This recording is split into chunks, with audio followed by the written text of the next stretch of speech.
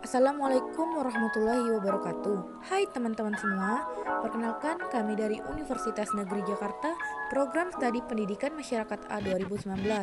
Pada kesempatan kali ini, kami akan menyampaikan materi mengenai perkembangan teknologi, bioteknologi, dan teknologi kelautan lokal. Kami dari kelompok 7 yang beranggotakan Kartika Novrianti, Kirana Citra Renggani Sukma, Putri Adelia Febriani, dan Riana Fatihah. Adapun materi yang akan kami sampaikan pada kali ini adalah pertama, pengertian dan perkembangan bioteknologi, kedua, hasil dan aplikasi bioteknologi, ketiga, rekayasa genetika, keempat, pengertian dan perkembangan bioetika, kelima, pengertian dan perkembangan teknologi kelautan lokal, dan yang terakhir adalah aplikasi teknologi kelautan lokal. Pengertian bioteknologi. Bioteknologi adalah salah satu cabang ilmu yang mempelajari pemanfaatan makhluk hidup maupun produk dari makhluk hidup seperti enzim, alkohol dalam proses produksi untuk menghasilkan barang dan jasa. Makhluk hidup yang dipakai dalam bioteknologi disebut sebagai agen bioteknologi, yaitu berupa mikroorganisme yang dapat membantu proses bioteknologi seperti bakteri, fungi, virus, dan lain-lain.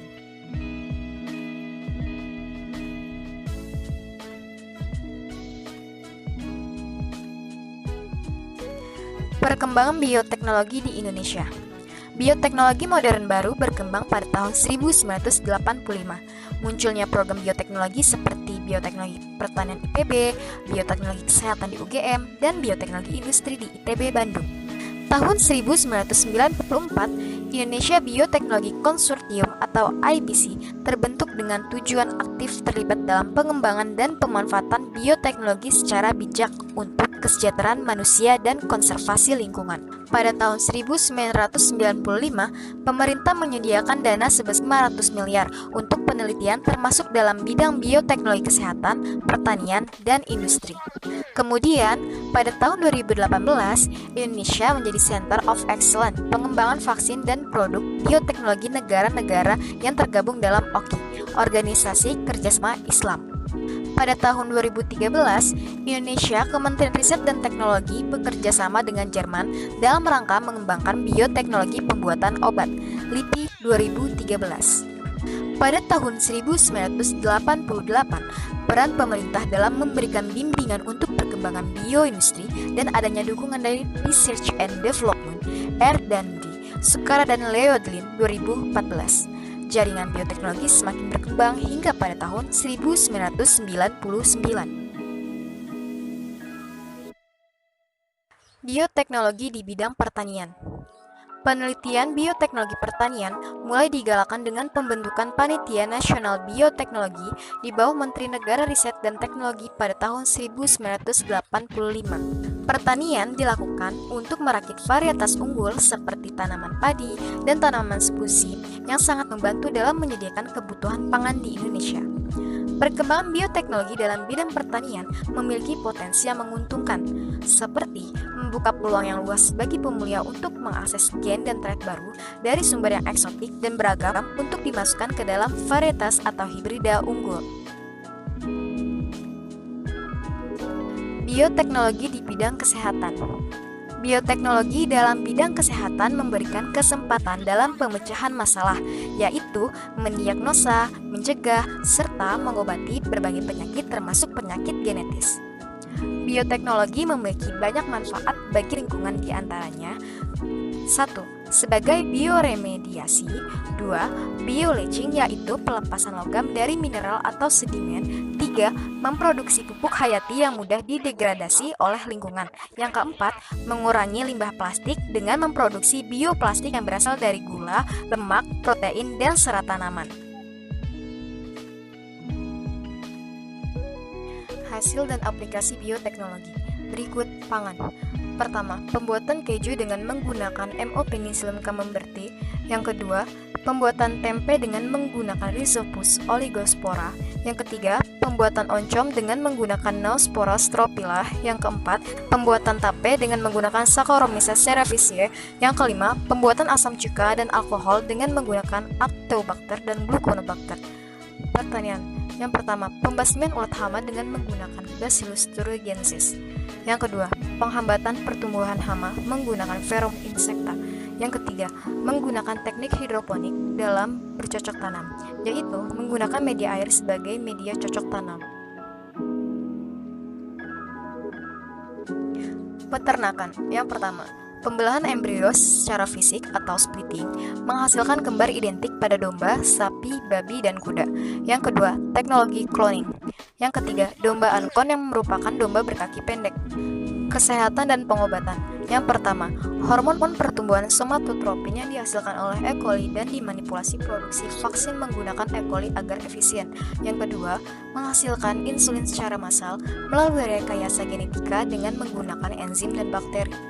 Industri dan lingkungan. Yang pertama, penanganan limbah dengan memanfaatkan Clostridium bacterium yang dapat mencerna dan menguraikan gula serta menghasilkan gas hidrogen. Yang kedua, menggunakan Thiobacillus ferrooxidans untuk pemisahan tembaga dari bijinya. Berikut adalah contoh bioteknologi di bidang pertanian, contoh bioteknologi di bidang kesehatan, contoh hasil dan aplikasi bioteknologi dari pangan, pertanian, peternakan, kesehatan dan pengobatan, industri. Materi selanjutnya adalah rekayasa genetika. Rekayasa genetik memegang peranan penting dalam merubah susunan genetika makhluk hidup sesuai dengan keperluan manusia di masa kini. Pengertian dari rekayasa genetik sendiri adalah cabang ilmu yang berhubungan dengan modifikasi langsung atau perubahan susunan genetik dari suatu organisme hidup untuk mengekspresikan sifat-sifat yang tidak alami namun diinginkan. Kemudian ada prinsip dasar teknologi rekayasa genetik. Prinsip dasar teknologi rekayasa genetik adalah memanipulasi atau melakukan perubahan susunan asam nukleat dari DNA gen atau menyelipkan gen baru ke dalam struktur DNA organisme penerima. DNA baru dapat dimasukkan secara acak atau ditargetkan ke bagian tertentu dari genom. Selain memasukkan gen, proses ini dapat digunakan untuk menghapus gen. Kendati demikian, rekayasa genetik ini dapat diaplikasikan ke dalam berbagai hal berguna termasuk dalam penelitian, pertanian, operasi, kedokteran, maupun teknologi.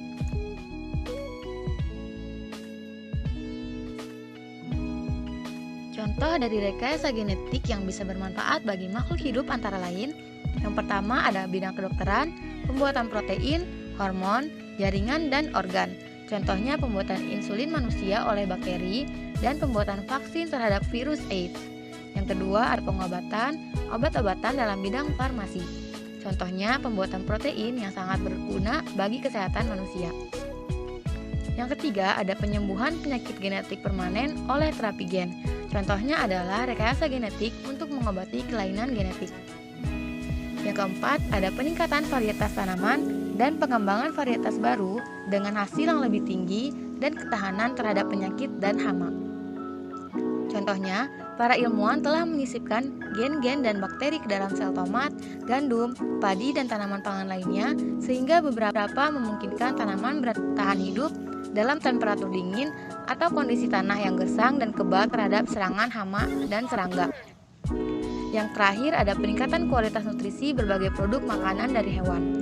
Contohnya, para ilmuwan dapat menyisipkan gen manusia ke dalam gen sapi, kemudian sapi tersebut dapat memproduksi protein manusia yang sesuai dengan kode gen yang disisipkan. Para ilmuwan telah menggunakan teknik ini untuk memproduksi protein pembuku darah yang dibutuhkan oleh penderita hemofilia.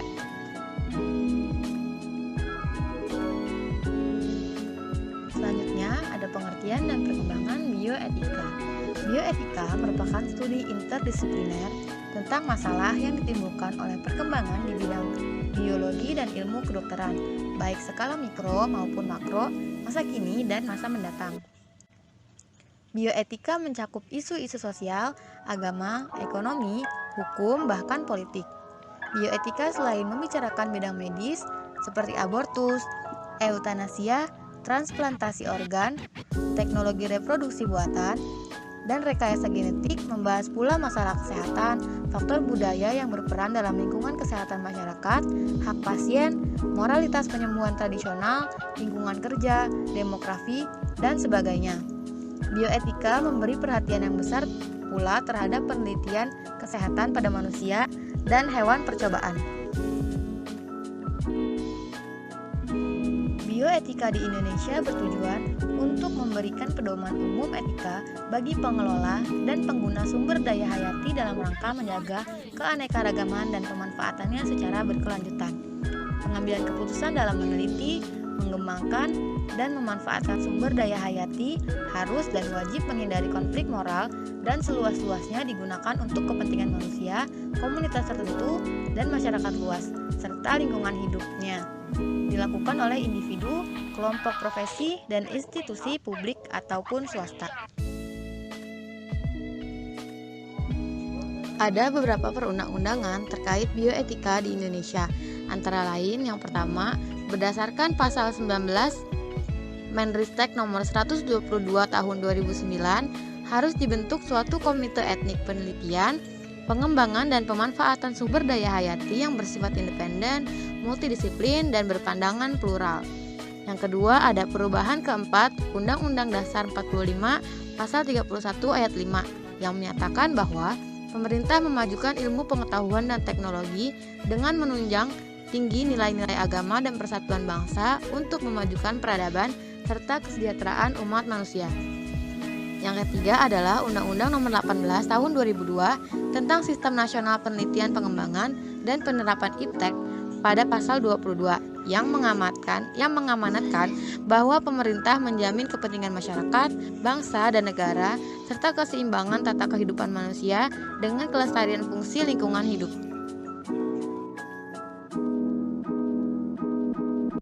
Pengertian dan perkembangan teknologi kelautan lokal. Teknologi kelautan yang dimaksud adalah memanfaatkan kekayaan sumber daya yang dimiliki untuk mensejahterakan rakyat yang diimbangi dengan upaya menjaga keberlanjutannya dengan mematuhi kaidah-kaidah ekologis. Teknologi yang dikembangkan perlu menjaga keseimbangan antara kepentingan ekonomi dengan kearifan ekologi. Selanjutnya yaitu perkembangan teknologi kelautan lokal. Perkembangan teknologi kelautan lokal terbagi menjadi dua, yaitu pada zaman prasejarah dan zaman sekarang. Pada zaman prasejarah, penangkapan ikan dilakukan untuk memenuhi kebutuhan sendiri yang dilakukan di pantai atau perairan dangkal dengan menggunakan teknologi rendah, bahkan hanya menggunakan tangan. Sedangkan pada zaman sekarang, perkembangan teknologi tersebut sudah sangat pesat pada abad ke-20. Alat teknologi tersebut diantaranya digunakan sebagai yang pertama yaitu pembuatan alat tangkap ikan menggunakan pabrik, yang kedua penangkapan ikan dengan alat otomatis, dan yang ketiga menggantikan serat alami dengan serat sintetis yang lebih kuat dan mudah diproduksi secara massal. Aplikasi teknologi kelautan lokal. Pada umumnya, alat tangkap ikan dapat dibedakan dari segi kemampuan permodalan, jangkauan area penangkapan, dan jenis alat tangkap yang digunakan. Jumlah alat tangkap yang dioperasikan oleh nelayan Indonesia diperkirakan mencapai 250 jenis. 90% diantaranya merupakan alat tangkap ikan tradisional dan sisanya dapat digolongkan sebagai alat tangkap semi modern atau modern. Secara umum, jenis alat tangkap ikan dapat dibedakan sebagai berikut, yaitu penangkapan ikan tanpa melukai. Yang pertama adalah alat pengunci atau pemilin yang disebut reining gear. Alat ini digunakan untuk memilin belit rumputan laut yang berjumlah banyak. Alat ini dioperasikan dari permukaan dengan memutarnya pada gerombolan rumputan laut, dan rumputan laut akan tersangkut pada alat tersebut. Panjang tangkal ini antara 5-6 meter dan umumnya terbuat dari batangan bambu kayu. Lalu yang kedua dengan menggunakan tangan. Menangkap ikan dengan tangan dapat dilakukan pada perairan dangkal seperti di sungai kecil. Selanjutnya penangkapan dengan alat yang melukai. Tujuan penangkapan ini adalah untuk menjepit atau melukai objek. Alatnya terdiri dari yang pertama yaitu tombak. Menangkap ikan dengan cara tombak lebih mudah daripada tangan, dan cara ini sudah digunakan sejak lama oleh manusia. Lalu yang kedua adalah fish plummex. Apabila tombak hanya mampu digunakan pada perairan yang sangat dangkal, maka untuk menangkap ikan di perairan yang lebih dalam lagi menggunakan fish plummets. Lalu, penangkapan ikan dengan jalan memabukkan atau pembiusan. Terdapat 3 cara penangkapan, diantaranya yang pertama adalah cara mekanik, dinamit, dan bom plastik. Cara peledakan kadang menggunakan dinamit atau bahan peledak lainnya. Cara ini dilarang karena tidak ramah lingkungan, merusak kelestarian alam, juga menyebabkan hancurnya terumbu karang dan habitat ikan. Lalu, penangkapan ikan dengan pancing menggunakan umpan. Menangkap ikan dengan cara ini dapat dilakukan di pinggir sungai, danau, tepi laut, atau bahkan di tengah laut dengan menggunakan perahu. Pancing adalah salah satu alat penangkap yang terdiri dari 2 komponen utama, yaitu tali atau line dan mata pancing atau hook. Pancing dibedakan atas rawai tuna, rawai hanyut, rawai tetap, pancing tenda, dan lain-lain. Selanjutnya yaitu penangkapan ikan dengan perangkap. Pengertian perangkap atau trap dalam penangkapan ikan adalah di mana ikan yang diinginkan memasuki, mendekati ruang penangkapan atau catching chambers atau alat penangkapan yang disebut catching gear, sehingga ikan sulit atau tidak dapat lolos sama sekali. Ikan masuk ke dalam perangkap dengan tidak sengaja atau kemauan sendiri yang disebut voluntary, mungkin saat sedang mencari tempat berlindung, terpikat oleh adanya umpan, ditakut-takuti, atau disengaja digiring oleh suatu alat atau oleh manusia. Dan yang terakhir yaitu penangkapan ikan dengan jaring. Jaring ikan adalah jaring yang dibuat dengan cara menyulam atau menganyam benang tipis hingga membentuk jaring-jaring. Penjaringan adalah prinsip utama penangkapan ikan komersial.